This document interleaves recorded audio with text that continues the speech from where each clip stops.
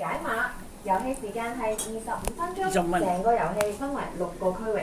每當你進入一個新區域，就會聽到同謎題有關嘅劇情錄音，記住聽清楚啦。當你哋成功解開一個區域嘅謎題，就會有提示音效同埋後續劇情錄音。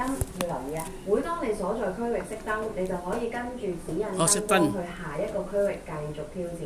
每個區域都設有一個提示鈴，當需要謎題提示嗰陣，可以按下鈴聲觸發相應嘅提示錄音。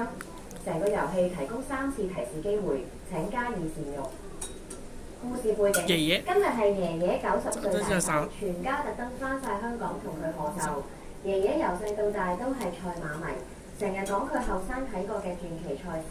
就喺佢想講最難忘嗰場賽事嗰陣咧，阿嫲就叫佢快啲去瞓晏覺啦。臨瞓前，爺爺偷偷講：記住啊，真正嘅冠軍靠嘅係努力同堅持。為咗壽宴時俾佢一個大驚喜，決定要揾出爺爺成日掛喺嘴邊嗰場傳奇賽事同埋冠軍馬。於是立即刻去爺爺嘅舊居揾線索。你哋係咪可以喺壽宴前解開爺爺嘅賽馬密碼，重現呢段輝煌？任務提示：第一，25分鐘內解開所有謎題；第二，跟住每個區域嘅提示，揾出傳說中嗰場賽事加冠軍馬。準備好揾出爺爺口中嘅賽馬威水史未？而家就即刻去爺爺舊居，出發呢一場穿越時光嘅解密大冒險啦！咁你係一間房間㗎啦。係啦，係啦，係啦。係啦。仲記得好清楚，爺爺成日都會坐喺書台前邊，專心研究賽馬。佢當年香港國際賽事同我玩數學。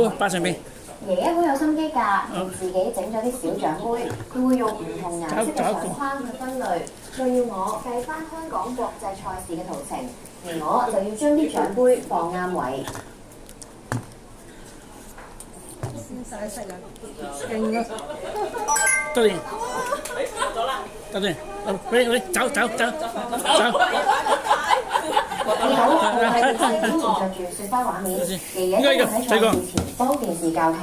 當年得一個電視頻道轉播賽馬，必須好精準咁調整旋鈕先可以接收到信號。後尾因為電視越嚟越舊，200卡，手，得佢。第一關嘅呢度，呢第一關嘅。玩慣。邊使25分鐘啊？係咯，邊度使25？唔係啊，我識玩啊嘛。哦，你識玩啊？係咪？咪，得。哦。得咩？得滯，跟住。